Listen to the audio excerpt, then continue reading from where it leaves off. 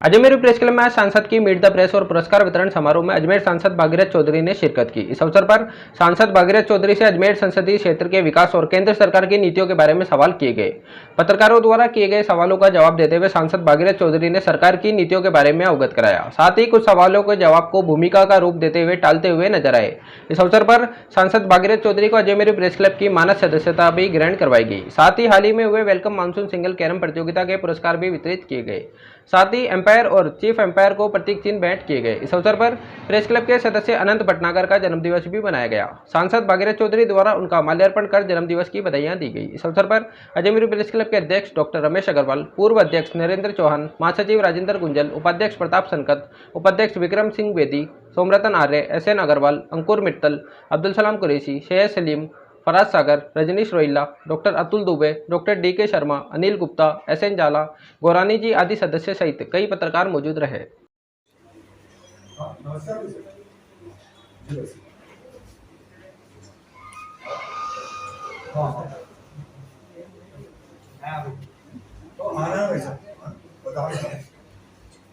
हाँ तो एयरपोर्ट हाँ ठीक हाँ पता जी बस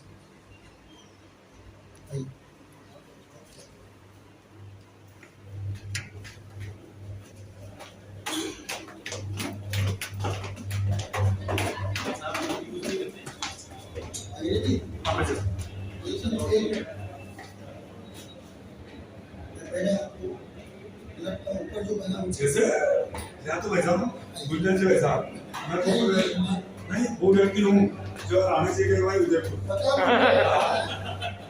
आने से गए उधर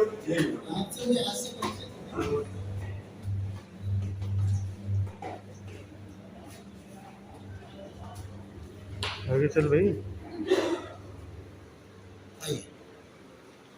ये क्लब के सदस्यों की एक एमडी में बना, तो जिसको पढ़ना है किताब इशू करो, पढ़ो यहाँ बैठ के तो तरह तरह के अलग अलग सब्जेक्ट की किताबें लिखी हुई।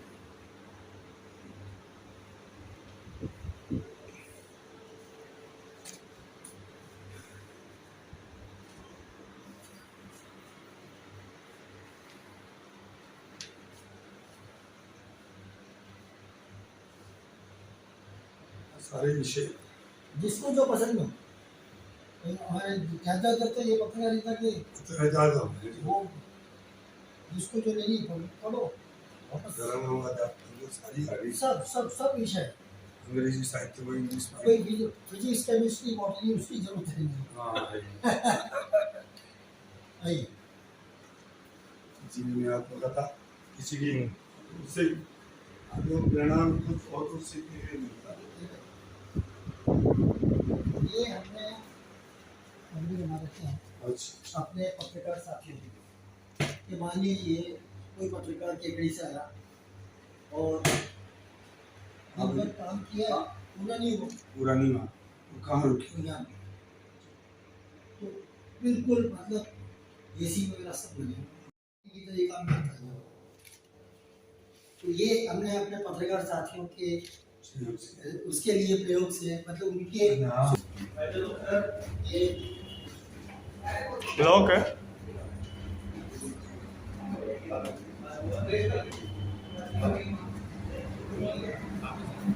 ये SK स्कूल है।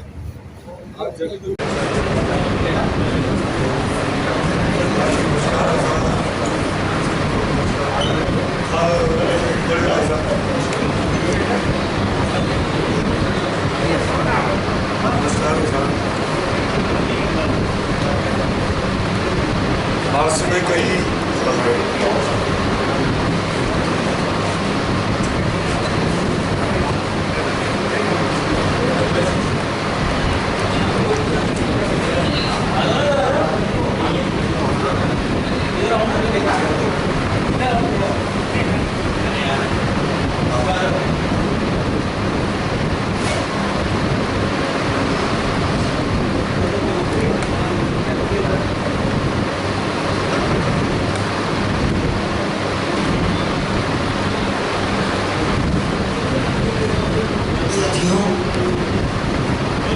आज के कार्यक्रम के मुख्य अतिथि और मुख्य वक्ता अजमेर संसदीय क्षेत्र के लोकप्रिय सांसद भागीरथ जी चौधरी इस सभागार में उपस्थित हो गए हैं।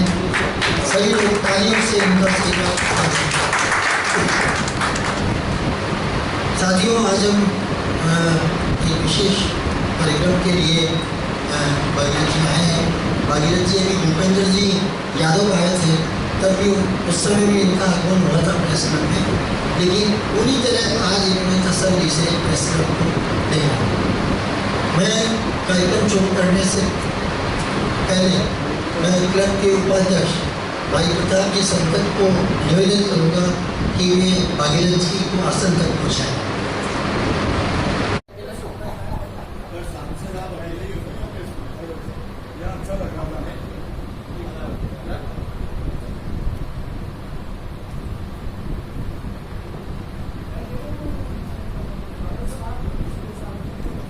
साथियों, हम कार्यक्रम शुरू करने जा रहे हैं।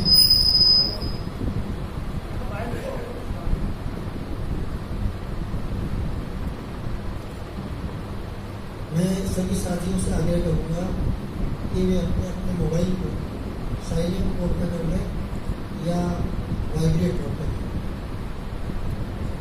क्योंकि एक गरीबों कार्यक्रम में बार बार मोबाइल का बजना उचित नहीं होता। साथियों, भारतीय संस्कृति के अंदर यह है कि अतिथि देवो भव। भागीरथ जी चौधरी, इसमें कोई संदेह नहीं है कि हमारे अपने हैं, बिल्कुल अपने हैं, लेकिन आज जिस स्थिति में है ये, तो वो आज के इस कार्यक्रम के हमारे मुख्य अतिथि भी हैं और मुख्य वक्ता भी हैं। तो मैं क्लब अजमेर प्रेस क्लब के अध्यक्ष डॉक्टर रमेश जी अग्रवाल से आग्रह करूँगा कि वे भागीरथ जी चौधरी को बुके देकर उनका स्वागत और अभिनंदन करें।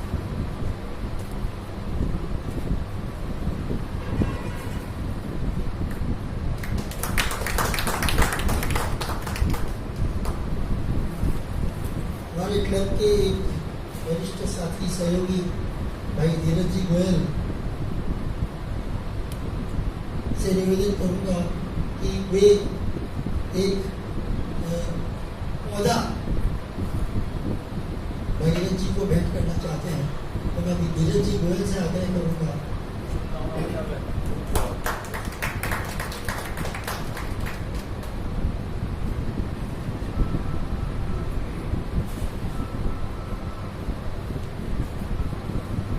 साथियों, भागीरथ जी चौधरी हम सभी के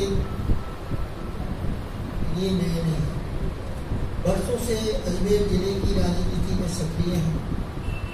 किशनगढ़ के विधायक रह चुके हैं और पहली बार अजमेर संसदीय क्षेत्र से लोकसभा के सदस्य निर्वाचित।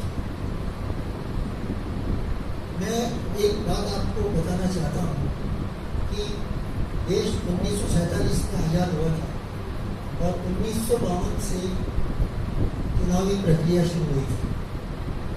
1952 में जो पहला चुनाव हुआ था, उस समय अजमेर केंद्र शासित देश के तहत आता था और उस समय जब चुनाव हुए थे तो अजमेर से 2 सांसद चुने जाते थे और उस समय अजमेर की दो क्षेत्र होते थे, अजमेर नॉर्थ और अजमेर साउथ। जैसे कि आज की तारीख में विधानसभा में है अजमेर नॉर्थ और अजमेर साउथ।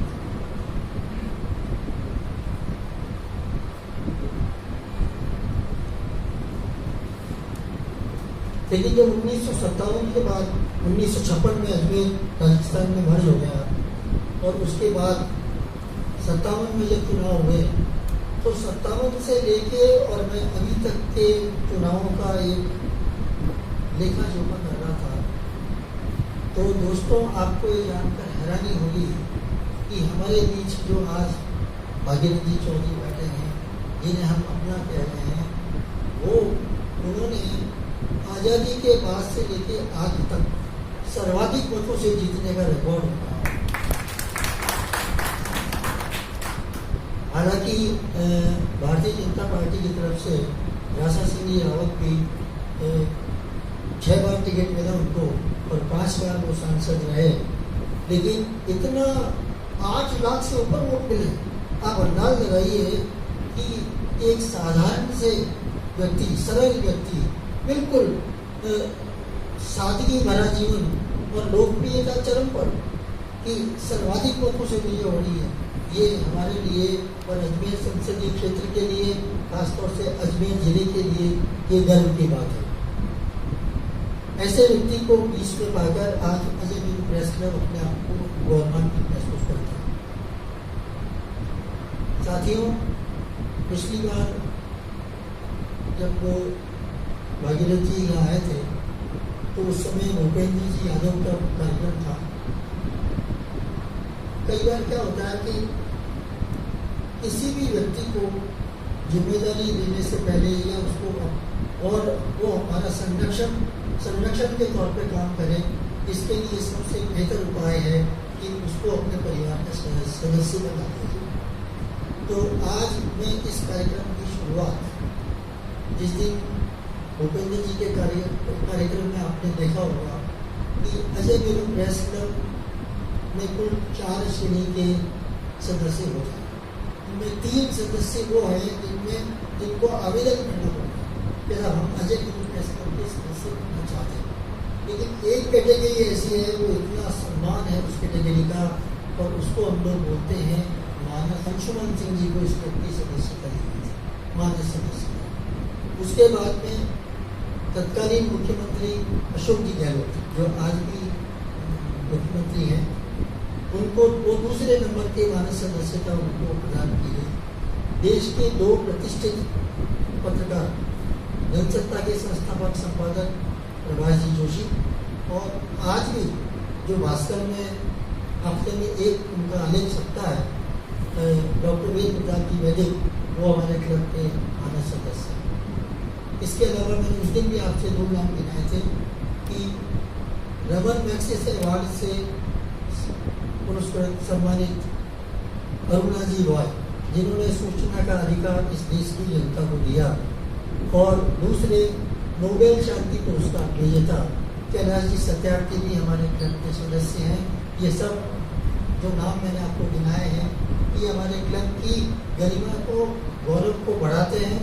उसी गरिमा गौरव को बढ़ाने में आज हम आपको भी शामिल करना चाहते हैं, और भागीरथ जी चौधरी को हम अजय मीरू प्रेस क्लब की मानस सदस्यता प्रदान करना चाहते हैं, ताकि ये आज से हमारे परिवार के सदस्य बन जाएं।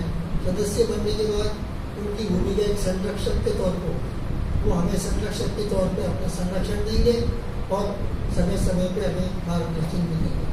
तो मैं अजय मीरू प्रेस क्लब के अध्यक्ष डॉक्टर रमेश जी अग्रवाल से आग्रह करूँगा कि वे आएँ और उनका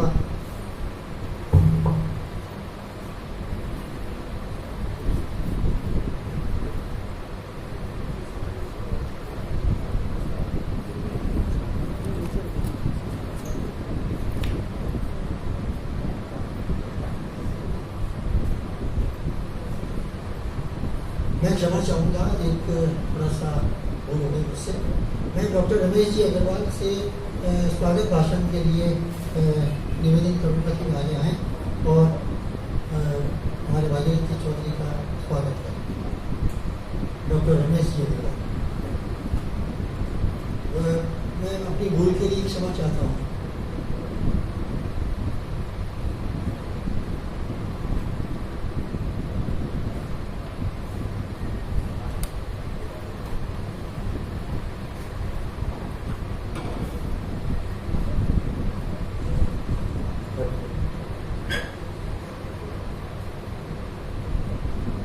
आज के कार्यक्रम के मुख्य आकर्षण सम्माननीय भागीरथ जी चौधरी साहब, आज के कार्यक्रम को कवर करने के लिए यहाँ बनाए हुए मीडिया के बंधु और अजय मीरू प्रेस क्लब परिवार के मेरे सभी साथियों, आज इस कार्यक्रम में आप सभी का स्वागत है।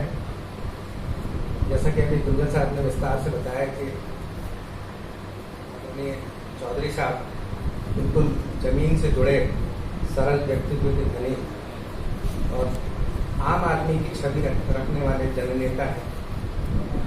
अभी प्रमाण के तौर पे आपने ये भी बताया कि अब तक का रिकॉर्ड इन्होंने वोटों का इन्होंने बनाया है, और ये इस बात को जाहिर करता है कि आम आदमी के बीच उनकी लोकप्रियता क्या स्थिति है। एक संयोग है कि हमारे करीब रहकर भी इनका अजमेर प्रेस क्लब में अब तक आना इतना विलंबित हो। कई कारण रहे, आपकी कई व्यस्तताएं रहती है। अभी भी 2 दिन पहले जब मेरी बात हुई तो आपने बताया कि पंचायत चुनावों में आप व्यस्त हैं, कई क्षेत्रों का दौरा करके लौटे, और अभी आपने जानकारी दी कि जहाँ जहाँ पे भी आपका जाना हुआ वहाँ सभी स्थानों पर आपकी पार्टी को विजयश्री प्राप्त हुई, और इसमें निश्चित रूप से आपकी व्यक्तिगत छवि का बहुत बड़ा इसमें रोल रहा होगा, हमें इस बात का भरोसा है। आप इस क्लब के सदस्य बन रहे हैं आज, जैसा कि गुंजन साहब ने बताया कि क्लब की तरफ से बहुत बड़ा सम्मान है और चुनिंदा लोगों को प्रदान किया जाता है, और ये सम्मान प्यार का प्रतीक है। हमारे क्लब के सभी साथी अपने परिवार में आपको शामिल करके और न सिर्फ गौरवान्वित महसूस कर रहे हैं, बल्कि उन्हें बहुत उम्मीदें भी आपसे हैं।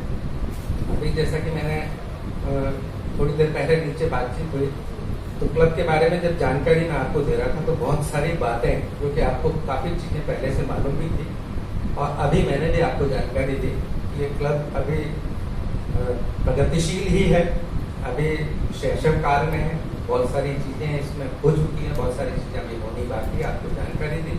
पर मेरे कहने की ज़रूरत ही नहीं पड़ी, आपने खुद ने एक प्रस्ताव हमारे सामने रख दिया कि आप जो भी ज़रूरत है आपको बताइए। आप खुद ही अभी बताएंगे कि आपको जो बताएगा इन्होंने आगे होके स्वेच्छा से जिम्मेदारी सदस्य बनने से पहले ही परिवार की बड़ी जिम्मेदारी आपने उठाने का। मैं आपको जानकारी देना चाहता हूँ कि पहले भी चौधरी साहब का आगमन हमारे यहाँ पर होना तय हो गया था। संयोग से 3 महीने पहले हमारे एक साथी भाई अरविंद गर्ग, जिन्होंने कि आपकी और इस क्लब की भेंट करवाने की जिम्मेदारी ली थी, और कार्यक्रम भी तय हो गया था। कार्यक्रम से ठीक 1 दिन पहले मालूम पड़ा कि कोरोना की दूसरी लहर बहुत विभत्स रूप में हमारे बीच आ चुकी है, और आनंद फानंद में वो कार्यक्रम रद्द करना पड़ा। और उसके बाद अब ये अवसर आया है जबकि आप हमारे बीच पर आ रहे हैं। आज आप सभी के सवालों का जवाब भी देंगे, आप इस क्लब की मानद सदस्यता भी ग्रहण करेंगे, और आपको निश्चित रूप से कोई खुशखबरी भी आप देकर देंगे। मैं आप सभी से निवेदन करता हूं कि आप आज की इस बातचीत का आनंद लें, अच्छे अच्छे सवाल आप पूछें, और जो कि इस क्लब का प्रोटोकॉल है उसकी पालना करें। मीट द प्रेस में जिन बातों की हम लोग हमेशा से निवेदन करते आए हैं और हम सब पालन करते आए हैं, उस गरिमा का पालन करें। और मैं आप सबको शुभकामनाएं देता हूँ, चौधरी साहब को भी शुभकामना देता हूँ।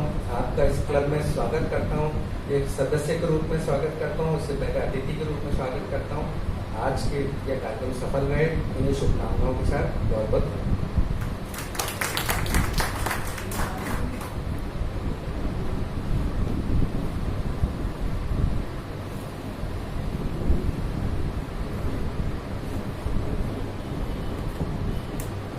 आप में से कई लोगों को भगीरथ जी चौधरी के बारे में कुछ जानकारियाँ होंगी। ये 1-2 बातें मैं आपको शेयर करना चाहता हूँ। वो ये है कि बिल्कुल ग्रामीण परिवेश से उठे किसान परिवार के यहाँ जन्म लिया, और पढ़ाई लिखाई ग्रामीण स्कूलों में, जन्म हुआ मानपुरा की ढाणी में, और स्कूली शिक्षा इनकी कहाँ हुई है, अरड़का और गंगवानी। उसके बाद कॉलेज शिक्षा के लिए फिर किशनगढ़ जाना होगा, लेकिन ये जीवन भर इन्होंने संघर्ष किया। आपको ये बात बताऊंगा, आपको तो हैरानी होगी कि आदमी कई बार कहाँ से शुरू होता है कहाँ तक पहुँचता है। इन्होंने अपने जीवन में इतना संघर्ष किया है कि उसी संघर्ष को पार करते हुए आज ये सांसद बने हैं और अजमेर की जनता की सेवा कर रहे हैं। जैसा कि आपने देखा होगा कि सत्तारूढ़ पार्टी के सांसद या विधायक बनने के बाद निर्वाचित प्रतिनिधियों में अजीब सा अहंकार आ जाता है। आप गौर से देख लें कि भागीरथ जी चौधरी में अहंकार छू भी नहीं पाया, कभी नहीं। और इसके बावजूद देखिए कि इतनी साधारण स्थिति में होने के बावजूद आज जब से सांसद बने हैं तब से लोकसभा में इतने सक्रिय रहते हैं कि प्रश्नकाल जब होता है तो प्रश्नकाल में प्रश्नों की झड़ी, शून्यकाल होता है तो शून्यकाल में उसमें भी प्रश्नों की झड़ी।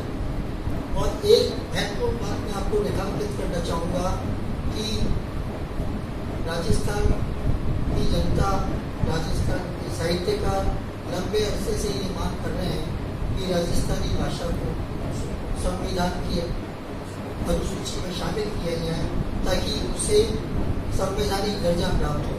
वो उस मामले में 17 मार्च को भागीरथ जी चौधरी ने जिस तरह से लोकसभा में भाषण दिया, भाषण करके मांग रखी, और आपको ये जान के और ज़्यादा हैरानी हुई कि वो मांग इन्होंने राजस्थानी भाषा में बोली। गाँव में बिल्कुल ग्रामीण क्षेत्र की बोली बोलने वाले, हमारे साथ हिंदी में बोलने वाले, लोकसभा में जब इन्होंने राजस्थानी को मान्यता देने की बात कही, संवैधानिक दर्जा देने की बात कही, तो विशुद्ध रूप से राजस्थानी भाषा में इन्होंने बोला। और ये जो छोटी छोटी बातें हैं, यही एक आदमी की लोकप्रियता को बढ़ाती है। जो जब भी विधायक रहे तो किशनगढ़ के विकास को इन्होंने एक बंद कर दिया, और आज वही स्थिति अजमेर की होने वाली है। जब सांसद की भूमिका निभा रहे हैं तो अब अजमेर का विकास भी होगा, और वो उनके मीट द प्रेस के बाद में थोड़ा उद्बोधन वो भी बताएंगे कि किस प्रकार से उनके मन में अजमेर के विकास को लेकर एक कल्पना है। मैं क्लब के अध्यक्ष डॉक्टर रमेश जी अग्रवाल से आग्रह करूँगा कि वे आए और उनको मानद सदस्य करना।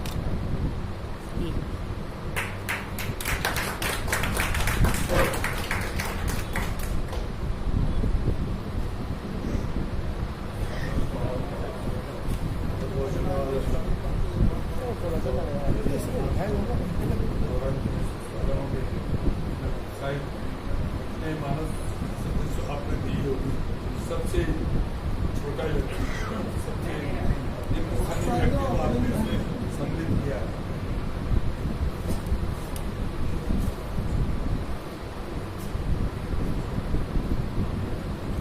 मैं अजमेर प्रेस क्लब के पूर्व अध्यक्ष नरेंद्र जी चौहान से आग्रह करूँगा कि वे भागीरथ जी चौधरी को शांत बनाकर उनको सुनाएं।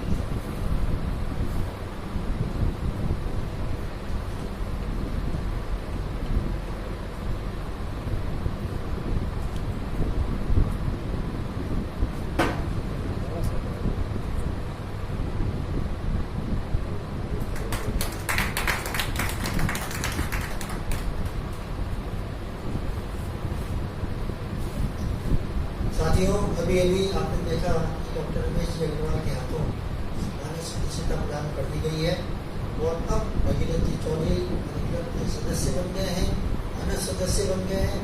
और आज हमने उस क्लब के एक तरह से संरक्षक की भूमिका में ले लिया।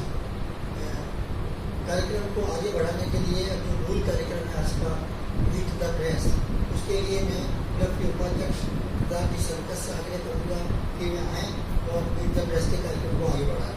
प्रताप जी सरकस।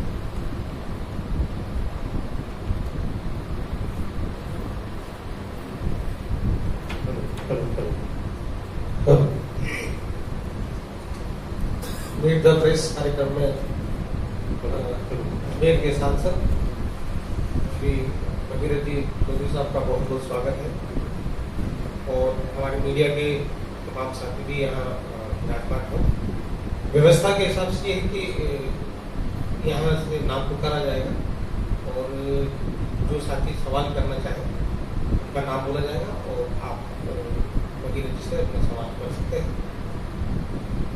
दूसरा ये कि हमें बहस नहीं करनी है, कई बार क्या था हम लोग वाद में उतर जाते हैं, तो उससे कार्यक्रम की जो मर्यादा है वो भंग होती है।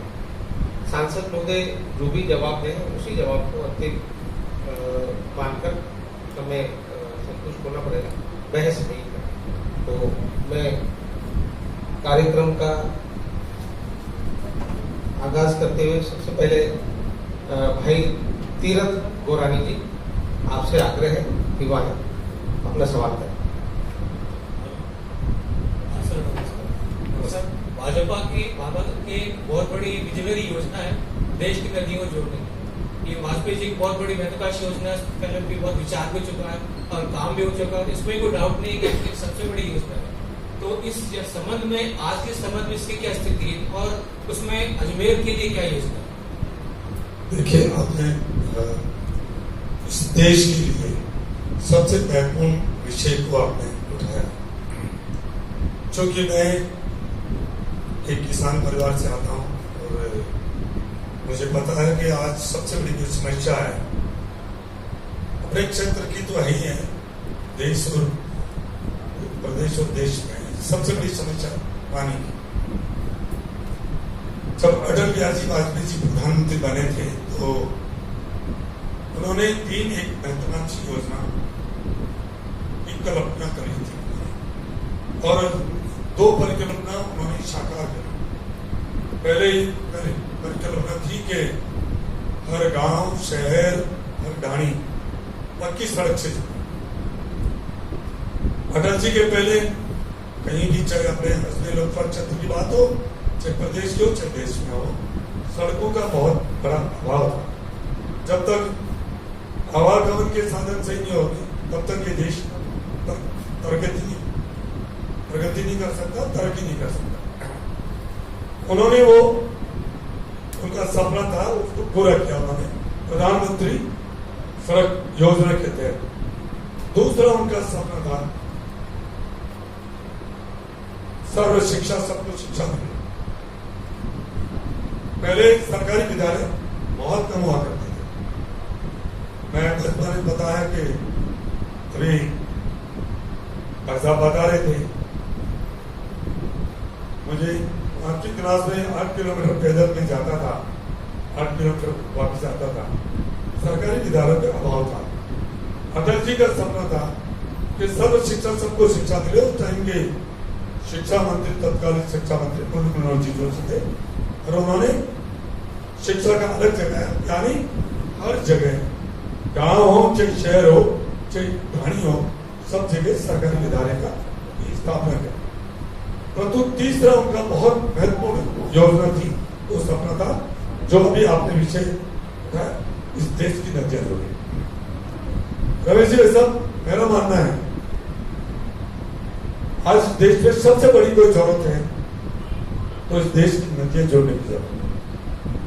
और आपको पता, डीजल और पेट्रोल में जो आज आप कहते हैं कि जो दूसरी मुल्कों की बजाय डीजल और पेट्रोल हमारे देश में महंगा है, ये अटल जी ने डीजल और पेट्रोल पे सरचार्ज लगा के उन्होंने एक महत्वाकांक्षी योजना कि इस देश की नदियां जोड़नी चाहिए। यदि इस देश की नदियां जुड़ जाती तो हर खेत को पानी मिलता, हर हाथ को काम मिलता, नौजवान को रोजगार मिलता, बेरोजगारी खत्म हो जाती और विशेष तौर से हमारे राजस्थान और विशेष तौर से अजमेर लोकसभा क्षेत्र हमारी ये धरती है सोना उगलती। परंतु उसके लिए धन भी संग्रह कर दिया गया, डीजल और पेट्रोल पे सरचार्ज लगा गया। इतना धन इकट्ठा हो गया, अब तो चौथा स्तंभ आप मेरे से ज्यादा हर चीज की बारीकी से जानकारी रखते हो। इतना धन इकट्ठा हो गया, या तो इस देश की नदियां जुड़ जाती या इस देश का पूरा कर्जा जो विदेशी कर्जा था वो समाप्त हो जाता। इतना धन इकट्ठा हो गया, परंतु दुर्भाग्य से अटल जी पूरे प्रधानमंत्री नहीं बन पाए और वो योजना ठंडे बस्ते में चलेगी। मनमोहन सिंह जी प्रधानमंत्री बन गए और जो वो धन इकट्ठा किया था वो सब बर्बाद हो गया। मैं कोई राजनीतिक बात नहीं करना चाहता हूँ, परंतु ये विषय मेरे अंतरात्मा को छुआ है मैं कह रहा हूं देश में कुछ नहीं चाहिए। और विशेष तौर से मैं किसान की बात करूं, किसान कोई जाति नहीं है, किसान एक वाक है जो खेती से जुड़ा हुआ है। गांव का हर व्यक्ति किसान है। मैं हमेशा कहता हूं, गांव में जाता हूं जब, यदि कोई गांव में कोई व्यापारी है, महाजन है, वो वह व्यापार करता है, उस गांव में जमाना अच्छा हो गया तो उस व्यापारी के चौक में जमाना हो जाएगा। और उस गांव में अकाल पड़ गया तो उस व्यापारी के चौक में अकाल पड़ जाएगा। यानी कहने का मेरा भाव है कि इस देश में सबसे बड़ी जरूरत है तो नदियों को जोड़ने की है और हर खेत तक पानी पहुंचने की है। यदि पानी पहुंच जाए तो नहीं तो किसान को किसी छूट की जरूरत है, नहीं किसी अनुदान की जरूरत है, नहीं कर्जा माफी की जरूरत है। हर खेत में पानी पहुंच जाएगा तो सबसे बड़ी तो जो पेयजल की संकट है वो तो दूर हो गई।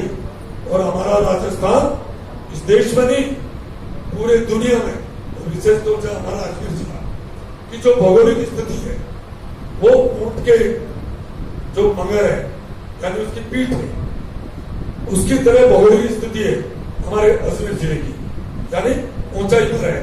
इसलिए आज चाहे गंगा नहर की बात करें, इंदिरा गांधी नहर, वो बाढ़ में बीकानेर जोधपुर तक पहुंच गई है। उधर नर्मदा नदी है वो जालोर सिरोही उधर तक पहुंच गई है। इधर चंबल नदी का पानी वो भी काफी क्षेत्र को कवर कर रहा है।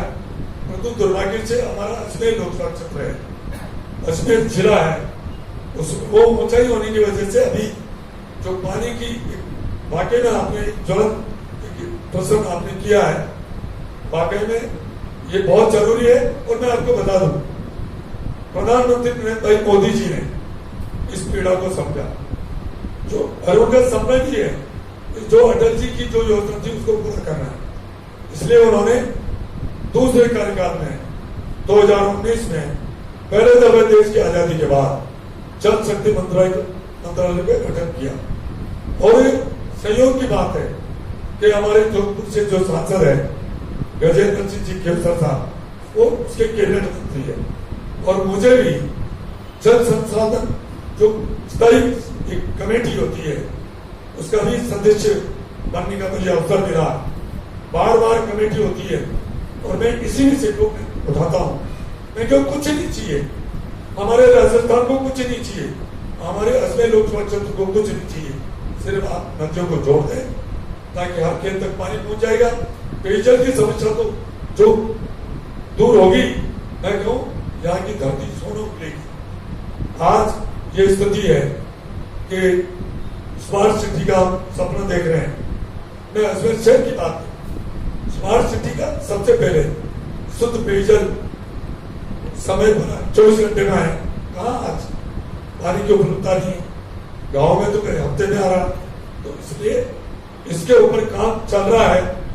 परंतु दुर्भाग्य है कि ये कोरोना काल आ गया है और इसकी वजह से ये, क्योंकि हमारी कमेटी, हमारे चेयरमैन है बिहार के, वो हमारे भारतीय जनता पार्टी प्रदेश के अध्यक्ष भी है और हमारी जल संसाधन कमेटी के चेयरमैन है संजय जी जायसवाल साहब। इसी पे हमारी कमेटी काम कर रही है और लक्ष्य है कि जल्दी से जल्दी इस देश की नदियां जुड़नी चाहिए।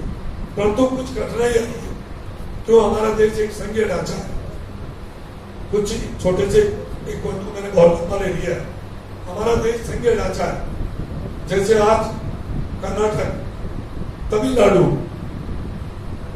आज वहां भी जो नदी के ऊपर एक विवाद चल रहा है, ये संघीय ढांचा, परंतु अब केंद्र सरकार इसमें काम कर रही है। वो चाह रही है कि पहले तो सारे प्रदेशों को इसके लिए सहमति बनाने की चेष्टा की जाए, नहीं तो इस नदी वाले इस मामले को केंद्र के अंदर, पार्लियामेंट के अंदर नया अमेंडमेंट लाकर इसमें कोई एक प्रभावी कानून बना जाए ताकि इस देश की नदियां जुड़े। इसके ऊपर काम चल रहा है। इतना ही मैं मुझे कहना है। Thank you. अतुल सिंह जी, अतुल सिंह, सैयद सादिक,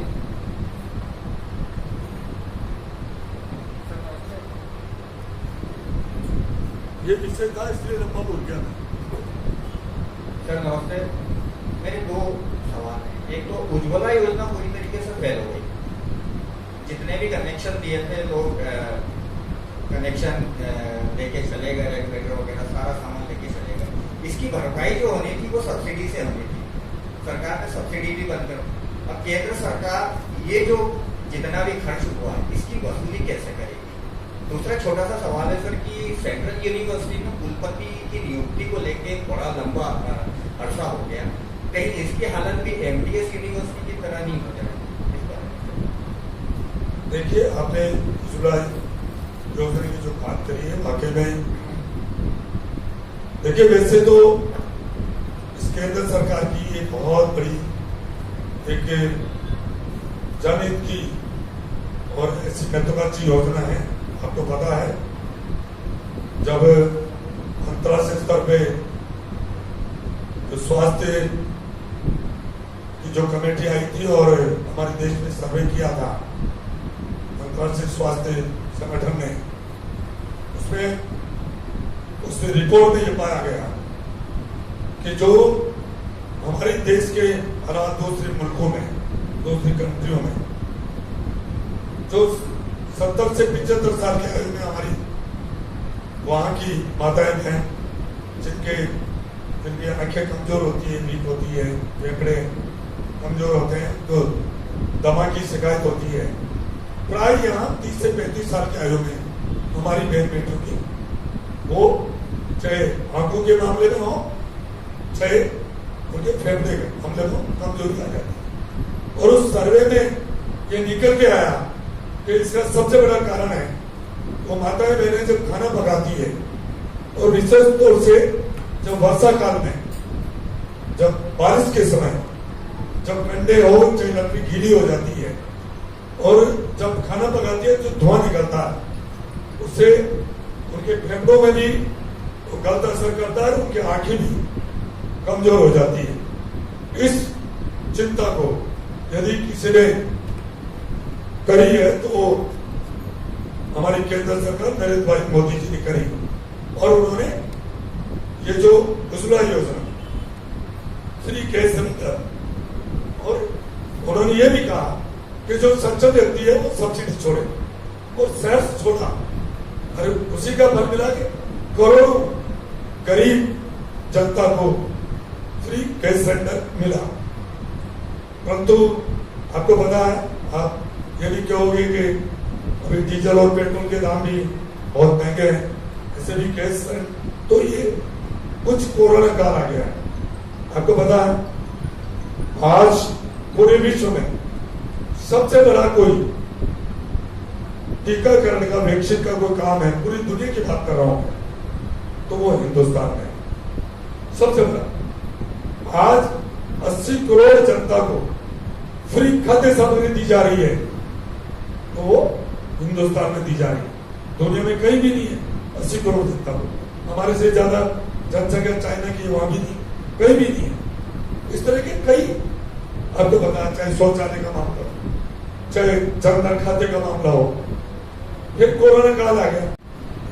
मुझे पता है, मैं आज ये आया हूं, मेरी ड्यूटी भी बनती है, मुझे ध्यान ही है कि इस अजमेर प्रेस क्लब में जो कई अभी अभाव है, और मुझे पता है कि यहाँ अजमेर प्रेस क्लब द्वारा जो यह कार्य हो रहे हैं वो प्रशंसनीय है, सराहनीय है।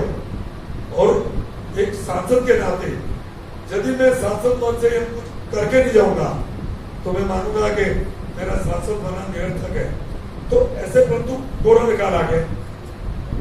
अब तो ये जो सब्सिडी वाला मामला है, इसमें मैं सच्चाई कह रहा हूं, चाहे सब्सिडी की बात हो, चाहे वैक्सीन की बात हो, चाहे ऑक्सीजन की बात हो, चाहे इंजेक्शन की बात हो, चाहे वेंटिलेटर की बात हो, मेरे को कोई राजनीतिक विषय आ जाएगा, 107 वेंटिलेटर यहाँ पीएम केयर फंड से आए, क्या हो रहा होगा। ऐसे ही सब्सिडी में मैं मानता हूँ कुछ कोरोना काल की वजह से, केंद्र सरकार की वजह से भी कुछ थोड़ी सी आर्थिक स्थिति से कुछ संकट की स्थिति बनी है, परंतु राज्य सरकारें उसमें मदद नहीं कर रही है।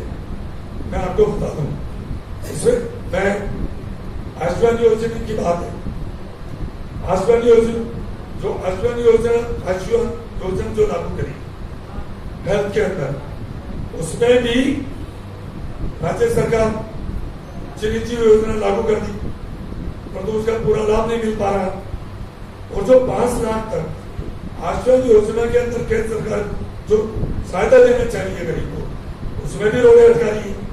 तो ये कही है जो हमारा देश संघीय ढांचा है, प्रदेश और प्रदेश बनता है, तो एक प्रदेश है, उसको अधिकार है, परंतु अधिकार के साथ चाहे केंद्र सरकार हो चाहे राज्य सरकार हो, कर्तव्य है। हम जब जनप्रतिनिधि बनते हैं, चाहे वार्ड मेंबर से लेकर सांसद, हम कसम खाते हैं कि हम बिगड़ राग द्वेष, हम बिगड़ भेदभाव, बिगड़ पक्षपात, हम आम जन को एक नजर से देखकर हम उनकी सेवा करने की कोशिश करेंगे। परंतु दुर्भाग्य की बात है, राजनीति बनी सेवा के लिए है, परंतु वो सेवाओं का माध्यम और धीरे धीरे कम हो रहा है। इसलिए कुछ आप जो कह रहे हो गैस सिलेंडर मिल गई, उज्ज्वला योजना की बात कर रहे हो, वास्तव में आज उनकी रेटें बढ़ गई है, संकट आ रहा, परंतु कोरोना काल जल्दी से खत्म हो जाएगा और वापिस इसके लिए चिंतित है केंद्र सरकार, वापिस उनको मदद देने की पूरी कोशिश है और इसमें मंथन और चिंतन चल रहा है। थैंक यू जी। एक सवाल मेरी ओर से है, जनवरी 2015 में घरेलू गैस सिलेंडर की कीमत 395 रुपए, इसमें 274 रुपए 68 पैसे सब्सिडी थी, यानी आम लोगों को जो सिलेंडर मिल रहा था वो 120 रुपए 32 पैसे में मिल रहा है। आज सिलेंडर की कीमत 828 रुपए है, सब्सिडी 0 है, यानी 2015 की तुलना में केंद्र की नरेंद्र मोदी सरकार पिछले 7 साल में गैस सिलेंडर की कीमत 767 रुपए 68 पैसे बढ़ा। यही स्थिति पेट्रोल डीजल की है। मेरा आपसे सवाल है कि एक गैस सिलेंडर की कीमत आपकी दृष्टि में कितनी होनी चाहिए? देखिए, आपका विषय, आप अपनी जगह आपका विषय सही है, क्योंकि विशेष तौर से वो जो गरीब तबका है, जो मध्यम वर्ग है, उसके लिए एक बहुत बड़ी, चाहे गैस सिलेंडर हो, चाहे डीजल हो, चाहे पेट्रोल हो, आज इस आधुनिक युग में ये चीजें आवश्यक हो गई है।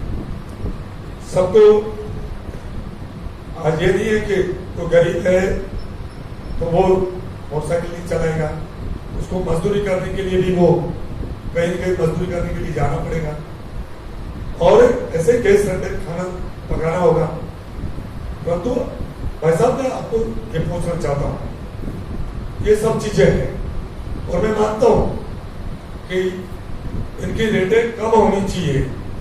2015 से 2021 तक 6 साल में बेहतासा इनकी कीमत बढ़ी है, उसकी वाकई में पीड़ा है। तो ये भी तो देखिए, इस देश को सुरक्षित रखना है तो सीमाएं हमारी सुरक्षित होगी। हमारे पास ऐसे रक्षा के क्षेत्र में हम आत्मनिर्भर बने। आप पता है देश आजाद हो गया, फिर भी कई विदेशी ताकतें इस देश की आजादी बचा नहीं पा रही है। इस देश को विकसित राष्ट्र की श्रेणी में खड़ा होना देखना नहीं चाहती है। तो रक्षा के हिसाब से भी हमें मजबूत बनना है। दूसरा, आज 135 करोड़ से ज्यादा जनसंख्या है, आम जनता को बचाना है, उनको वैक्सीन भी लगानी है, तो उनके लिए इंजेक्शन की भी जरूरत है, उनके लिए ऑक्सीजन की भी जरूरत है, उनके लिए वेंटिलेटर की भी जरूरत है, उनके लिए स्वास्थ्य की दृष्टि से हो। और इस कोरोना काल में 80 करोड़ जनता को फ्री जो अनाज दिया जा रहा है, वो भी उससे भी ज्यादा कोई बात नहीं। तकलीफ मानेंगे, थोड़े गैस सिलेंडर के दाम अधिक दे देंगे, और पेट्रोल और डीजल की बात कर रहा हूं मैं। पेट्रोल और डीजल में आज हिंदुस्तान में सबसे ज्यादा यदि पेट्रोल महंगा है तो गंगानगर में, पूरे हिंदुस्तान की बात कर रहा हूं, और राजस्थान में सबसे ज्यादा डीजल और पेट्रोल के दाम राजस्थान में है। आपको पता है केंद्र सरकार की, मैं चूंकि एक सांसद हूं, और केंद्र सरकार की जो कोई उनकी वजह से जनता को तकलीफें हैं, हम सहज उसको स्वीकारते हैं, पर तो आपको पता है केंद्र सरकार का जो टैक्स है वो पूरे देश में इक्वल है। ये नहीं है कि राजस्थान में तो अधिक है, हरियाणा, गुजरात, यूपी, इवन दिल्ली जिसमें केजरीवाल जी की सरकार है, वहां को टैक्स कम है और राजस्थान में ज्यादा ऐसा नहीं है। परंतु राजस्थान की सरकार डीजल और पेट्रोल पर सबसे ज्यादा वेट लगा की है, और उसी का परिणाम है कि राजस्थान में डीजल और पेट्रोल के अधिक दाम है। इसके ऊपर भी देखिए हमारे से ज्यादा आपकी कलम में ताकत है। हम बोलते हैं तो चाहे जनता हो चाहे आम जन हो, उसको राजनीतिक नजरिए से देखती है, पर जब मीडिया जब कोई लिखता है कलम से तो उसका असर राजनीति से ऊपर उठ कर भी जाता है। तो मैं ये कहना चाहूंगा, मैं आदरणीय गहलोत जी साहब से निवेदन करना चाहूंगा कि ऐसे ही कोरोना काल में जहां दूसरे स्टेट है पड़ोसी, चाहे हरियाणा हो, चाहे गुजरात हो, चाहे यूपी हो, चाहे दिल्ली हो, उन स्टेटों के समान यहाँ का वेट करें ताकि डीजल और पेट्रोल में तो रेट कम हो। मेरा इतना कहना है। रजनीश बोलकर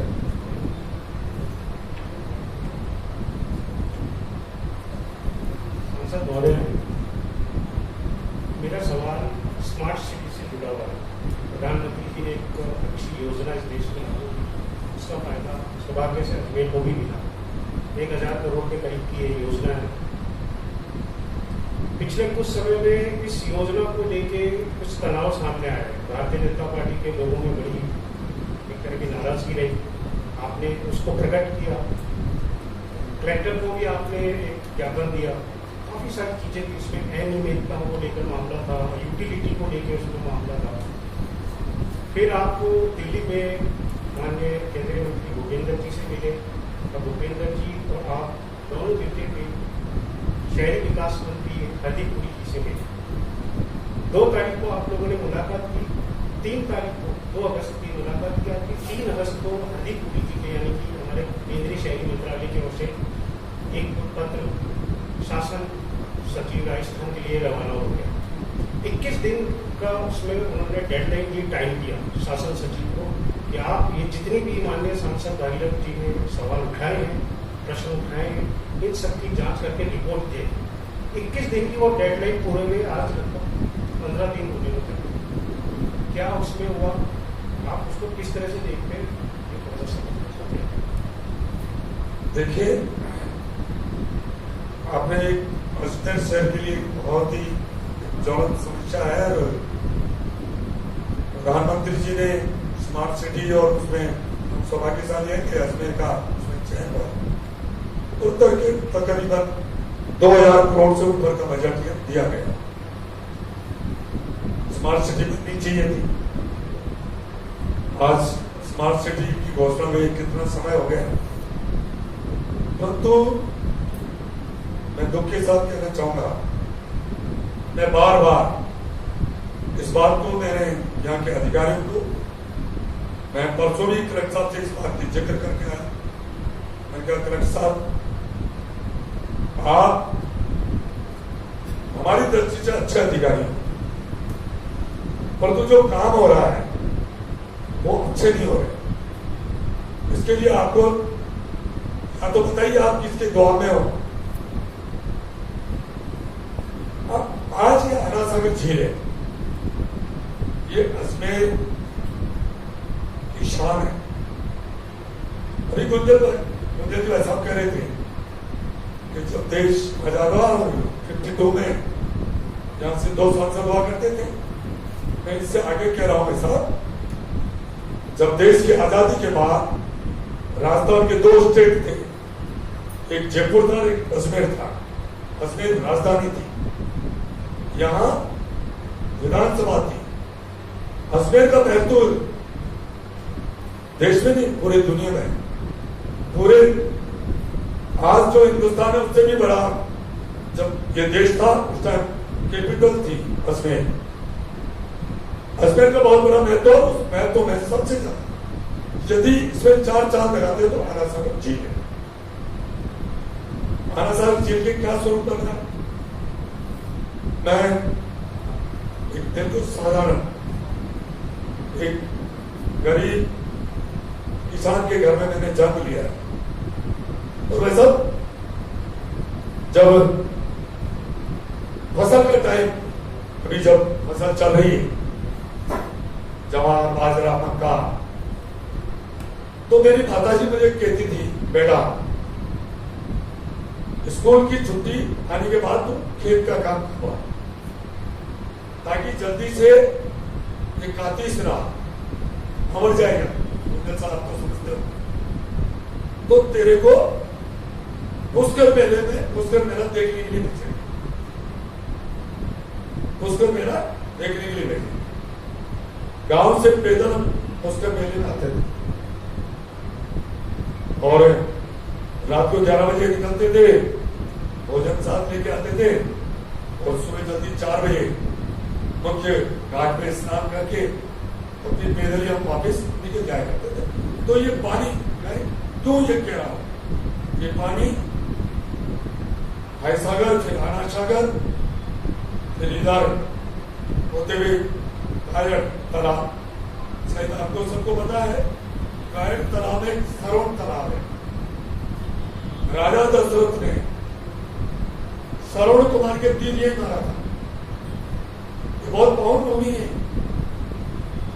जब शिकार के लिए राजा दशरथ आए थे और श्रवण कुमार अपने माता पिता को तीर्थ यात्रा कराने के लिए पुष्कर जा रहे थे, तो यहां कायड़ के पास में कायड़ नाम ही कावड़ से कायड़ नाम पड़ा है, और वो श्रवण तालाब है, बहुत बड़ी शिलालेख है, कभी जाके देखिए। वहां राजा दशरथ ने तीर मारा था, और वहीं श्रवण कुमार के माता पिता ने श्राप दिया था। आपको बताया, वो फिर बहुत लंबी कथा है। कहने का मतलब भाई सागर से आना सागर से होते हुए बचपन में हम आते थे, ये पानी इधर होते हुए कायड़ तालाब में रूप नदी होते हुए ये जो सामर लेक है उसमें ये जाना था। तो ये जो रूप नदी है, इसके आजू बाजू में सौभाग्य से मेरी ढाणी भी रूप नदी के किनारे बसी हुई है। यहाँ 10 मीटर की बर्फ थी बजरी की, और पूरे राजस्थान में सबसे फेमस तस्वीर है नागौर ग्राम पंचायत में नीचे मानपुर की ढाणी मेरा जन्म स्थान है। 10 मीटर की बजरी में पानी का स्टोरेज होता था। आजू बाजू में हजारों कुएं थे, बैलों से वो चलते थे, और किसान उससे बैलों से सिंचित करके और अपने परिवार और पूरे अन्नदाता होता है किसान, तो ये काम करते थे। परंतु ये इसकी बराबर क्षमता मैंने देखा है, और रीजनल कॉलेज के वहां तक मैंने पानी भरा हुआ देखा है, इधर मैंने पानी भरा हुआ देखा है। 16 फीट की इसकी बराबर क्षमता थी।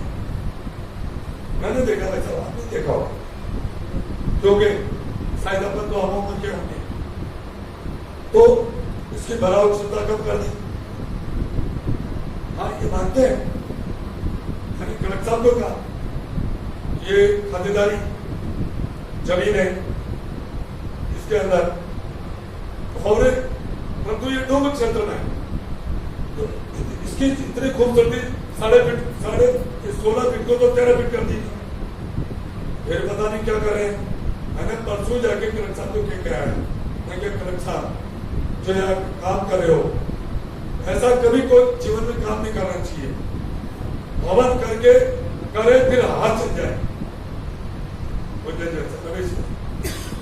हवन करे फिर हाथ जल जाए, ये तो कोई समझदारी की बात नहीं है। उसके बजाय तो उस घी को पेट में खाए तो सर्द होगा, घी तो फायदा ही करता है। ये काम कर रहे हैं, हमें शिकायत करी, वैसे तो उन्होंने कहा कि 48 घंटे में रिपोर्ट मुझे दी जाए और 21 दिन में ये सारे। तो मैं कुछ और बात करूंगा, अच्छी नहीं लगेगी। मैं जल जीवन मिशन की बात करता हूं। मोदी जी का सपना है कि 2024 तक हर ऐसा कोई घर नहीं बचे जिस घर में नल नहीं हो और उस नल में जल नहीं हो, और जल भी शुद्धता दिए हुए। हर हफ्ते उसकी टेस्टिंग होती। जितनी भी बीमारी होती है उसमें 75% बीमारी कारण होता है दूषित जल। मोदी जी का एक बहुत बड़ा मिशन है कि 2024 तक पूरे देश भर में हर घर में जल होना चाहिए और उसमें नल होना चाहिए, जल होना चाहिए। 11,000 करोड़ से ऊपर दे दिए, काम नहीं कर रहे तो कैसा कर रहे? मैं दूध की अभी पैसा बता रही थी, 2-4 पॉइंट हमारे को बहुत दुखता थे। दूधू में जल जीवन मिशन में मैं नाम नहीं लेना चाहता हूं, हालांकि उनको एहसास हो गया। टेंडर हुए नहीं, टेंडर प्रक्रिया शुरू नहीं हुई, तक क्या बना के देखी कर 18 करोड़ का क्या करना चाहूं? सच बता दो, मुझे भी पीड़ा होती है। आज के 50-60 साल पहले एक सरपंच की बहुत बड़ा मान सम्मान होता था, 100% की पैसा। एक सरपंच को भी जनता सिर आंखों में उठा के रखती थी, उसका मान सम्मान करते थे। तो आज सांसद क्या, दुनिया की नजरों से हम इतने गिर गए हैं, हम उसका बयान नहीं कर सकते हैं। और पता नहीं ये देश कैसे चल रहा है, फिर भी चल रहा है। तो मेरा जो स्मार्ट सिटी का, इसमें 2,000 करोड़ रुपए किसको कहते हैं? मैं क्यों 300 करोड़, 2,000 नहीं 300 करोड़ में मेरे पास रिकॉर्ड है। क्या है? सबसे पहले पानी की चिंता करनी चाहिए, 24 घंटे में प्रेशर से हर घर में जल आना चाहिए। और फिर मैं और कह दूं, मोदी जी नारा कहना पहले सबका साथ सबका विकास, फिर उन्होंने नारा बढ़ाया सबका साथ सबका विकास सबका विश्वास, फिर उन्होंने नारा बढ़ाया सबका साथ सबका विकास सबका विश्वास और सबका प्रयास। मैं आपको उदाहरण दूं, मेरे बच्चे के भाई भी होंगे। मैं जब विधायक था 2013 से 18 पैसा कुछ ग्राम पंचायत है, वहां छात्रवृत्ति योजना के तहत हमें छात्रों को छात्रवृत्ति वितरण करनी थी। ऐसा ताजुब करोगे, 40 छात्रों को छात्रवृत्ति दी, उसमें 34 मेरे अल्पसंख्यक भाइयों के बेटे और बेटी हैं, 34 उनको दी गई। उसमें गरीब कोई भी है उसका आता है। तो ये स्मार्ट सिटी में भी मैं सब कह रहा हूं, आपकी कलम, मैं ये नहीं कह रहा हूं, जो मैं कह रहा हूं जो सही है, आप हकीकत को पहचानो, आप भी करो। इस आना सागर का क्या स्वरूप कर दिया, समझ में नहीं बैठा। कह रहे हैं स्टेली आएंगे, स्टेल आ रहे हैं, अपन उससे क्या, अपन इसकी जो इसका स्वरूप वर्षों से है, उस स्वरूप को क्यों खोए हुआ, अतिक्रमण को बढ़ावा दे रहे। और मैं कह रहा हूं इसमें अनियमितताएं हैं। और जो मैंने कहा ना, दूधों में ऑर्डर हो गया उनको टंकी को तोड़ने का, या ना आपका सबका आशीर्वाद रहेगा मीडिया भाइयों का। मैं ये नहीं कह रहा हूं कि अच्छे काम कर रहे हैं, मैं इनको दाद देता हूं, उनको धन्यवाद देता हूं, मैं आके इनको सम्मानित करूंगा, परंतु ऐसे काम तो नहीं करे। इस बात में बड़ी सच्चाई है कि उस नेता ने चूंकि भारतीय सरकार ने कोई भी एक्शन नहीं लिया, तो क्या ये भी बात सुनने वाली है कि केंद्रीय मंत्रालय की ओर से तो ये 3 मामले की जांच करेगी? देखिए, सारी बात मुझे पता है, जिस विषय को उठाया है, यदि वो विषय परिणाम तक नहीं जाएगा तो हमारी वैल्यू भी कम होगी। इसलिए फिर मैं मंत्री से मिला और हमने कहा, आपने चीफ सेक्रेटरी को लेटर लिख दिया। चीफ सेक्रेटरी ने एक यहाँ IAS को भेज दिया, बंदूक को लिपापोती हो रही, वहां से हो रहा है कार्यक्रम, दूध का दूध और पानी का पानी हो रहा है। परंतु मैं तो इनसे ये निवेदन करना चाहूंगा, थोड़ा ये समझे और ऐसा तो थोड़ा सा जाना सबको इस दुनिया से, ये देखे कोई कुछ लेके नहीं जाएगा, वाकई में अच्छे काम करें। कोई है ना स्मार्ट सिटी में जो वास्तव में काम होना चाहिए था, जैसा काम हो नहीं रहा, और जो काम पहले होना चाहिए था उस पर इन्होंने ध्यान ही नहीं दे रहे हैं। ये तो पता नहीं ताबड़तोड़ में कैसे काम कर रहे हैं।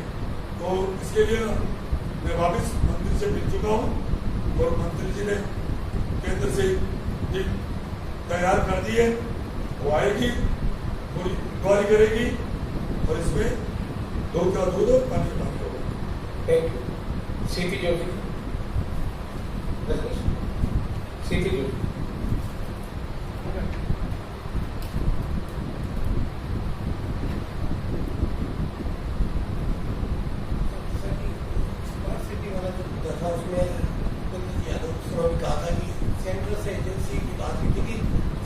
केंद्र सरकार पैसा लगा रही किसी काम में, तो स्टेट का उसमें इन्वॉल्व होना उचित है या नहीं है? क्या सेंट्रल एजेंसी को कराएगी? ये सवाल था।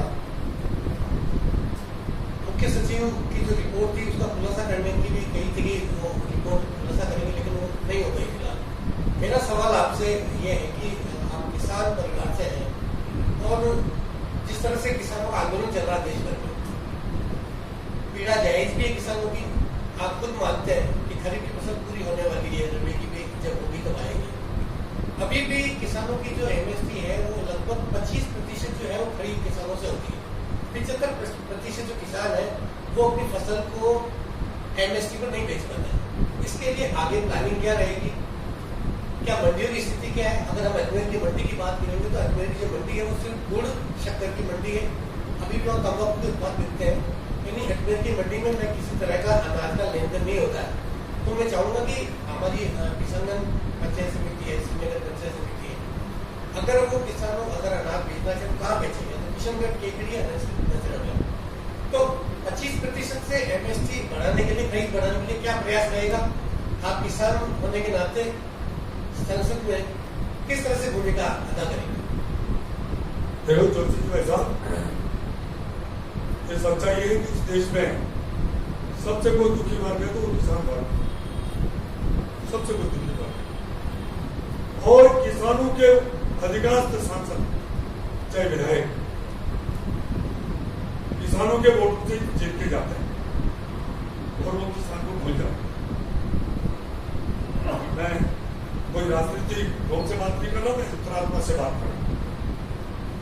दुर्भाग्य रहा हमारा देश का, ये देश को 75 साल हो गए देश आजाद में, आज भी किसान की हालात क्या है? रमेश जी वैसा मैं अपने आप को सौभाग्यशाली मानता हूं कि मैं एक किसान के परिवार में जन्म लिया, परंतु मैं कर्म से मैं छोटा सा व्यापारी बन गया। मैं 74 के अंदर बीच में मैंने पढ़ाई छोड़ दी।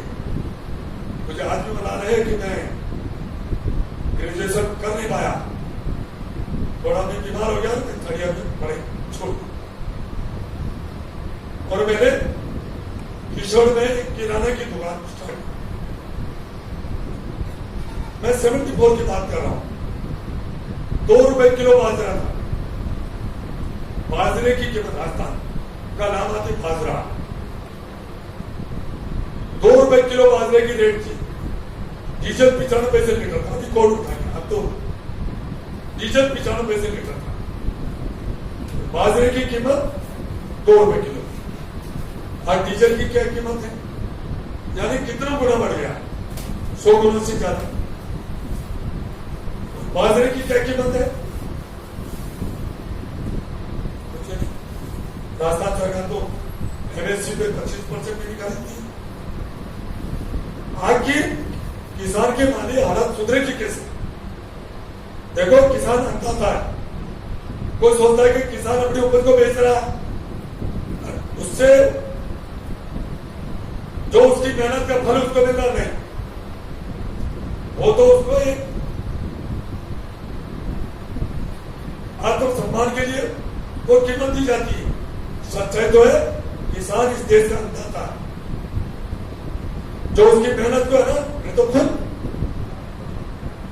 सुबह 4 बजे से रात में 11-12 बजे तक खेत पे काम करा, बूढ़े से लेकर जवान तक, महिला से लेकर बच्चे तो सब काम करते, परंतु कभी भी किसान की चिंता नहीं करी। सबसे पहले किसी की चिंता करी किसान की तो अटल बिहारी जी वाजपेयी जी ने शुरू करी। उन्होंने किसान फसल बीमा योजना लागू करी। अब इतिहास उठा के देख लें, किसी की सरकारें रही हो, किसी ने भी किसान की सुध नहीं ली। पहले जब अटल बिहारी जी वाजपेयी जी ने किसान फसल बीमा योजना लागू की। और फिर मैं बता 1947 से लेकर 2014 आप एमएसपी के समर्थन मूल्य को उठा के देखें, किस रेशे से समर्थन मूल्य बढ़ा? एमएसपी बढ़ी। और 2014 से लेकर 2021 तक मैं तो नरेंद्र भाई मोदी जी को साधुवाद देना चाहता हूं। उन्होंने 2014 से लेकर 2021 तक और कल ही उन्होंने एमएसपी बढ़ाई। 2014 से 2021 तक 2 गुने, 2.5 गुना, 3 गुने, कई चीज की 3.5 गुना तक 7 साल में उन्होंने एमएसपी बढ़ाई। और उसका परिणाम क्या निकला है? अभी फसल गई सब तिलहन की, चाहे तिल हो, चाहे सरसों हो, चाहे दाना नीरा हो, चाहे मूंगफली हो, उसकी जो समर्थन मूल्य था उससे भी ऊंचे भाव में बाजार में बिका है। सच्चाई है। स्वामीनाथन रिपोर्ट बार बार किसान आवाज उठा रहे हैं। किसानों की जो यूनियन है, उनका मंच है, स्वामीनाथन रिपोर्ट लागू करने की बात कर रहे हैं। क्या वर्षों तक एक पार्टी ने सरकारें दी है? कभी स्वामीनाथन रिपोर्ट को लागू करने की सोची क्या? कभी नहीं सोची। परंतु 99% स्वामीनाथन रिपोर्ट को लागू करने का काम किया तो नरेंद्र भाई मोदी जी की सरकार ने किया। बात है एमएसपी पे खरीद करें। देखिए, सत्यता को स्वीकारना पड़ेगा। आज यदि इस देश की पूरी उपज को यदि समर्थन मूल्य पर सरकार खरीदती है तो सरकार के पास उनको खरीदे इतना बजट ही नहीं, पूरा बजट ही नहीं, जिसमें सारा आता है, चाहे रक्षा बजट हो, चाहे पंचायत राज का बजट हो, जल जीवन मिशन हो, और विभिन्न पदों पे, शिक्षा पे हो, चिकित्सा पे हो। तो आज ये तो है कि 25%, मैं तो उसमें भी देखूं, आपने कहा देखिए अपना देश संघीय ढांचा है, प्रदेश फिर देश बनता है। हमारे संविधान में जो अधिकार प्रदेश को है वही के रहना चाहिए। हम इसके करने पक्षधर नहीं है, परंतु अपनी जो जिम्मेदारी है उसका निर्वहन करना चाहिए। राजपेट खरीद करती है, किसानों की खरीद करने की एजेंसी राजपेट है, वो राज्य सरकार के अंडर में है। किसानों को टोकन दे देते हैं, टोकन देने के बाद भी उस किसानों की खरीद नहीं करते हैं और किसान ट्रैक्टर लेकर सड़कों पर खड़े रहते हैं और फिर उनको लाते हैं। आप क्या करें? केंद्र सरकार नहीं करी। अरे भाई, टोकन तुमने दिया, केंद्र सरकार तो पैसे देने की हकदार है, राजपेट खरीदती है, परंतु वो जानबूझकर वो चाहते हैं किसान नाराज हो, ताकि केंद्र सरकार के खिलाफ, मोदी जी के खिलाफ बतौर खड़ा हो। मैं कृषि कानून की बात करता हूं, मैं किसान का बेटा हूं। यदि किसान के अहित की बात होती हो तो मैं एक सेकंड राजनीति में रहने के लिए मेरा मन नहीं करेगा, कोई जरूरत नहीं मुझे सांसद रहने, पर मैं ईमानदारी से कह रहा हूं, मैं बारीकी से इस कृषि बिलों को बढ़ाया। कृषि बिल में साफ लिखा हुआ है, इसमें नहीं तो कोई व्यापारी का नुकसान है, एक भ्रम पैदा कर दिया गया है और विदेशी ताकतें इसके अंदर एनरोल हो गई है। कैसे करके ये देश आगे नहीं बढ़े, इसलिए इसके कृषि कानून में साफ होता है कि किसान के घर पे चिप्स उसे पैदा करिए, कोई भी व्यापारी, रमेश जी भाई साहब जाके किसी भी किसान के घर पर जाकर उसकी उपज को खरीद सकता है और उसके घर पे रख सकता है, कोई भी इंस्पेक्टर जाके उसकी चेक नहीं करेगा।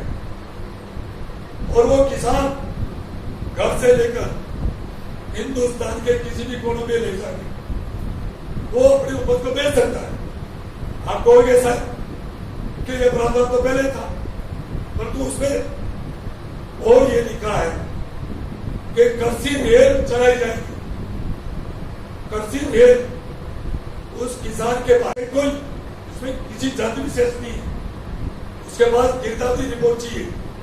यदि रमेश जी भाई साहब की जमीन कहीं हो और इन्होंने जैसे प्याज का इन्होंने पैदावारी करी है और यहाँ 10 रुपए किलो प्याज है, आसाम में 50 रुपए किलो है, रमेश जी भाई साहब उस ट्रेन में बैठ के जाएंगे और नहीं तो उस प्याज का किराया लगेगा और नहीं रमेश जी भाई साहब का किराया लगेगा और वहां 50 रुपए किलो आसाम में बेच के आएंगे और 3 दिन में उसका भुगतान होना शुरू हो।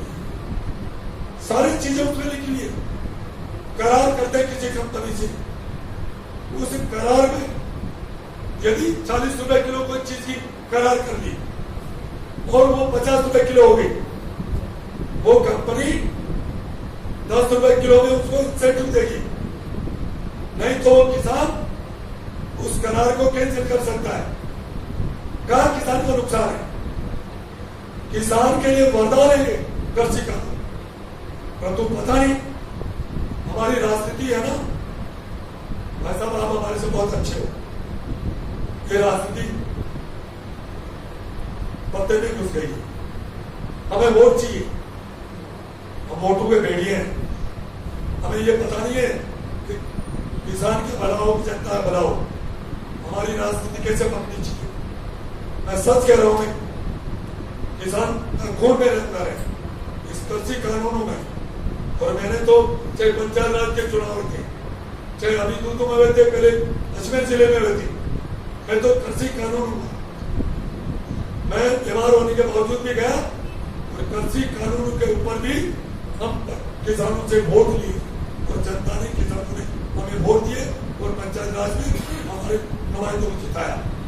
सच्चाई है, उसमें नहीं तो मंडियां खत्म होगी, मंडियां कभी कहीं खत्म नहीं होगी, नहीं इसमें किसान का कहीं बुरा होने वाला और नहीं व्यापारी का बुरा होने वाला। दुर्भाग्य है इसमें राजनीति घुस गई है और ये इस देश को पीछे ले जाने की कर रहे हैं।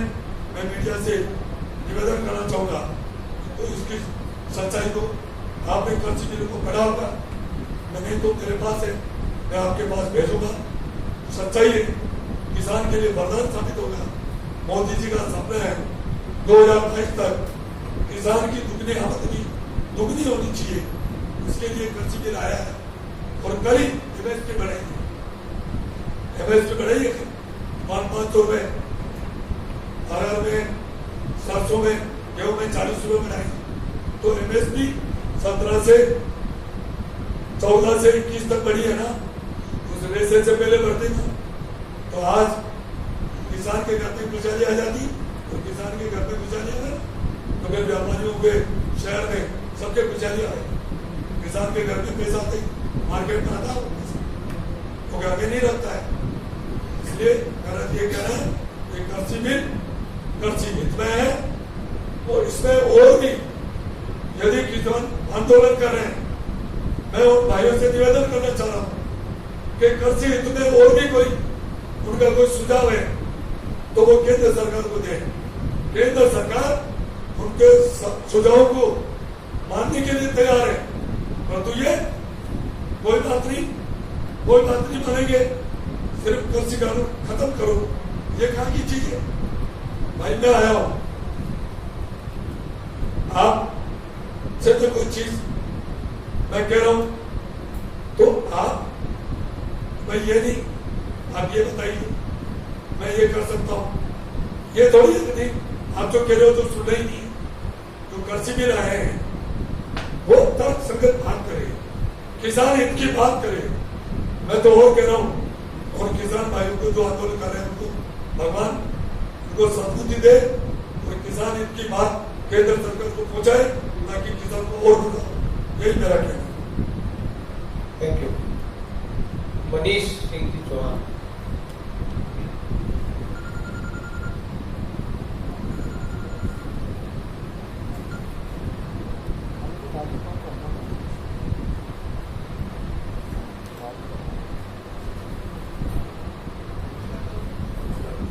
सुप्रीम कोर्ट ने आदेश जारी किए थे कि कोविड संक्रमित किसी व्यक्ति की मौत होती है तो उसके मृत्यु प्रमाण पत्र पर कोविड लिखा जाएगा, लेकिन आज तक इन आदेशों की पालना नहीं हुई है। इस कारण कई ऐसे लोगों को अभी तक इस योजना का लाभ नहीं मिला।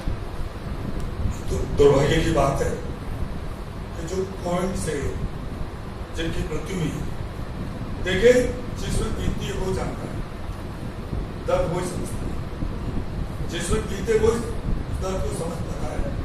इस कोरोना काल में कई परिवार बिखर गए और ऐसे बिखरे हैं शायद ईश्वर उनको शक्ति दे ताकि वो मजबूत से उठे।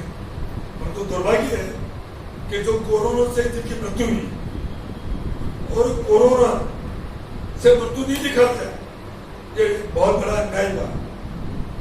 केंद्र सरकार ने राज्य सरकार को चिट्ठी लिखी है कि जो कोरोना से मृत्यु हुई है उसमें कोरोना लिखा जाए।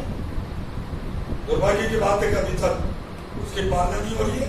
और वास्तव में जो ऐसी त्रासदी के शिकार हुए, घर के घर बिखर गए, उनकी स्थिति बहुत, कई घरों में तो यह हाल है कि खाने के लाले पड़ रहे हैं और यदि यह हो जाती तो उनको बहुत बड़ा इमदाद मिल जाता। परंतु ये विषय है स्टेट का, प्रदेश का। प्रदेश यदि कोरोना से मृत्यु लिखेगा तो केंद्र सरकार को उसको इमदाद देने के लिए तैयार नहीं थी, परंतु अभी तक प्रदेश सरकारें कोरोना से मृत्यु लिखी थी। गिरीश गांधी।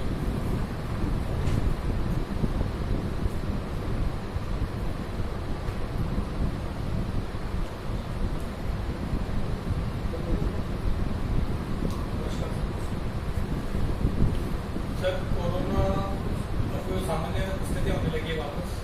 रेलवे पिछले 2 वर्षों से 30% से लेकर 50% तक किराया ज्यादा वसूल रही स्पेशल गाड़ी का। करीब 33 प्रकार की रियायतें हैं सब, पत्रकार, दिव्यांग, सीनियर सिटीजन, खिलाड़ी वगैरह सब जो अच्छे लोग हैं जिनको आप देती है केंद्र सरकार के, वो भी 2 सालों से बंद है। केंद्र में हमारा प्रतिनिधित्व आप करते हैं, आपके क्या प्रयास थे सर, ये क्या प्रयास रहेंगे? देखिए, आपका विषय जो चिंता है वाजिब है। वाकई में एक तो कोरोना काल से ऐसे आदमी आर्थिक रूप से टूट गए, फिर जिनको चाहे दिव्यांग हो, दूसरी पात्रता में आते हैं, उनके लिए रियायत दर पे होनी चाहिए। उसके अलावा रेलवे का किराया भाड़ा जो बढ़ा है वो भी आम जन के लिए कठिनाई खड़ी कर रहा है। इसका सबसे बड़ा मूल कारण है एक तो कोरोना काल से आपको पता घर से लेकर प्रदेश और देश और दुनिया का आर्थिक स्थिति बिगड़ गई है। दूसरी, जो ट्रेनों का आवागमन जितनी संख्या में पहले हो रहा था उसमें कम हो गया, तो उसकी लागत बढ़ गई। इसकी वजह से रेल मंत्री जी से हमने इस विषय पे चर्चा करी। सौभाग्य की बात है कि वैसे तो वो उड़ीसा कैडर के हैं, परंतु अपने राजस्थान के वो रहने वाले हैं और वो यहाँ अपने जो ये रेवतर के ये मूल तो रहने वाले हैं, वो माली में यहाँ घाटी है ना, राजस्थान से अपन उतरते हैं नीचे,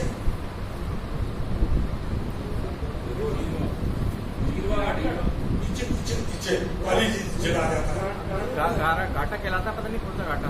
हाँ साधेराव आगे आ गया। हाँ यहाँ के रहने वाला है मेरा, और उनका ससुराल अपने नारायण है और बहुत अच्छे व्यक्ति हैं, बहुत अच्छे व्यक्ति हैं, क्योंकि उनका परिवार जोधपुर रहता है। हमें इस विषय की बात करी, उन्होंने कहा कि वो राजनीतिक क्षेत्र में नहीं रहते पहले, उन्होंने कहा मैं समझ रहा हूँ, मैंने कहा जो किराया रेल किराया बढ़ा है, वैसे ही कोरोना से आम आदमी पीड़ित है, वैसे भी वो आर्थिक रूप से बहुत स्थिति दयनीय हो गई है, और ये जो रेल किराया बढ़ा है ये इसको कम होना चाहिए। उन्होंने आश्वासन दिया सामान्य स्थिति हो जाएगी, वापिस इस किराए को कम किया जाएगा और ये ट्रेनों का भी जो आवागमन है उसको भी बढ़ाया जाएगा। इसके लिए उन्होंने हाँ भरी है और मैं आपको विश्वास दिलाता हूँ कि शायद अगले दिन से किराया भी कम होगा और रेलवे का आवागमन भी बढ़ेगा। प्रणाम भाई।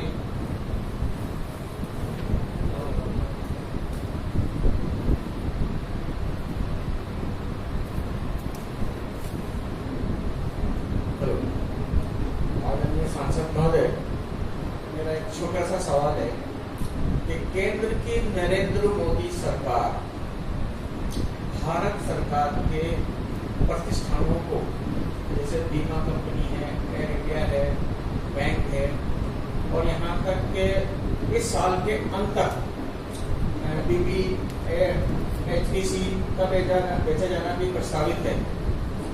तो अगर इसी तरीके से अगर ये अपने संसाधनों को बेचकर तो ये अपने पेट कैसे भरेगी?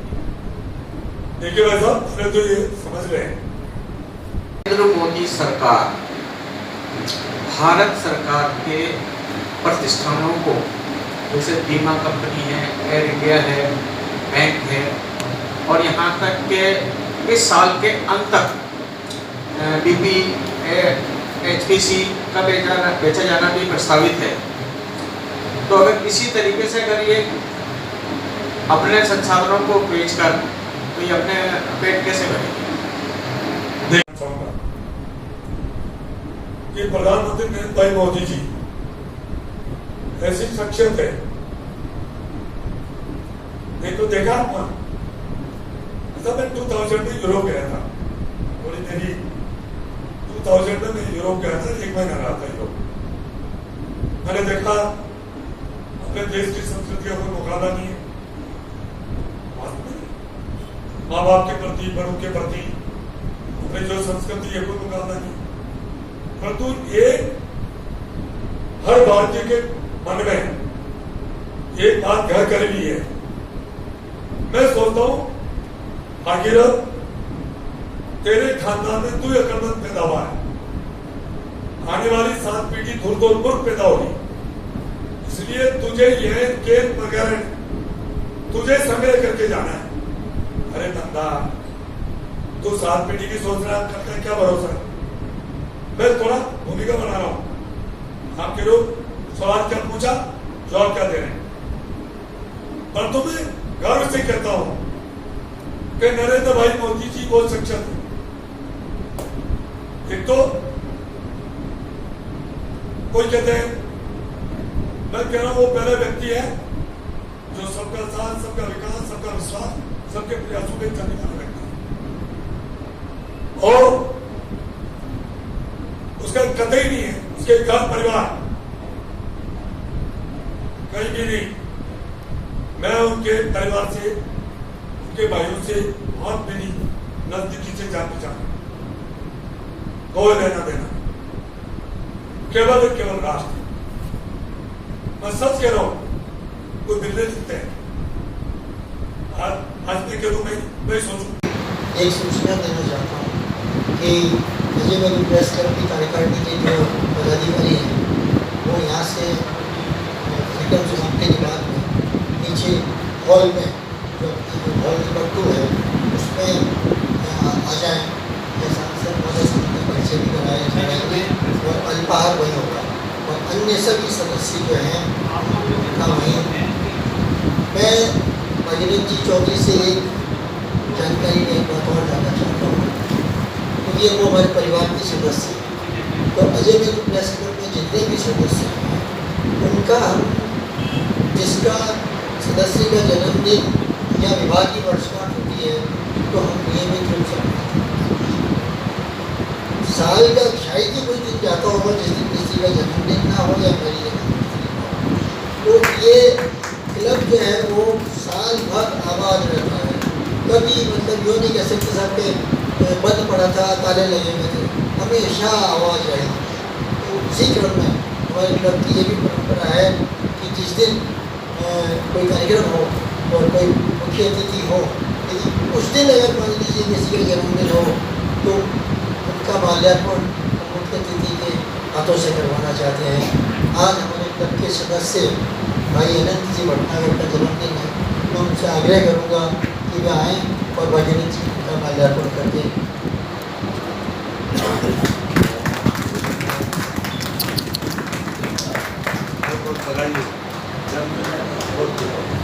अभी तो सबसे स्वस्थ रहे, ये बहुत जरूरी है। भाई इस समय में स्वस्थ रहे।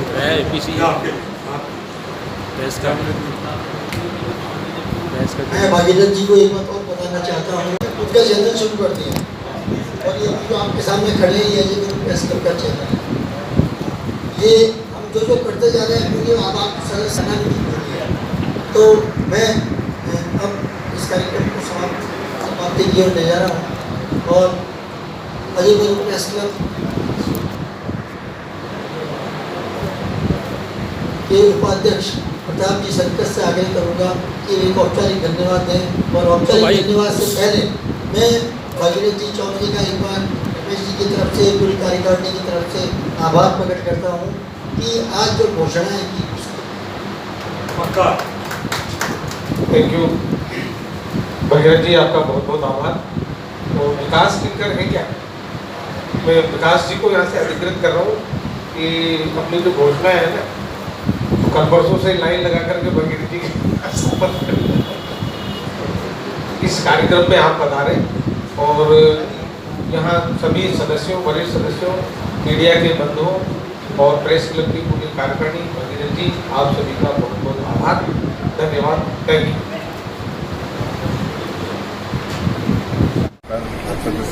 देखिए, अजमेरू प्रेस क्लब का मुझे मानद सदस्य बनाया गया है। मैं अपना आपको सौभाग्यशाली मानता हूँ कि मुझे आज सदस्य के रूप में मुझे सदस्यता ग्रहण करी और मैं उसका सदस्य बना। देखिए, अजमेरू प्रेस क्लब वो है जो जागरूकता और आम जन की जो समस्या है, जो घटनाएं हैं उनको उजागर करने का काम करती है और जो सामाजिक सरोकारों का जो काम है उनको सामने लाने का हम जनता के बीच में, चाहे जनप्रतिनिधि हो चाहे प्रशासन हो, उनके सामने लाकर और उनको ताकि उन कामों का निस्तारण हो। जो भी समस्या है अजमेर जिले में, अजमेर लोकसभा क्षेत्र में जो काम जो करने के लिए चाहे प्रदेश स्तर का हो चाहे केंद्र स्तर का हो, उन कामों को क्या क्या कर सकते हैं उनको भी सामने लाने का काम करती है। और मुझे आज यहाँ बुलाया गया मानव सदस्य का के रूप में, मुझे यहाँ का मेंबर बनाया गया। मैं उसके लिए अजमेरू प्रेस क्लब के अध्यक्ष भाई रमेश जी और महासचिव कुंजल साहब को और सभी समस्त इस पूरी टीम को मैं धन्यवाद देता हूँ। और यहाँ मेरे सांसद मत से जो यह कार्य करना है मैंने इनको बता दिया। जो मेरा सांसद मत आएगा एक एक करके 3 काम इन्होंने बताया है।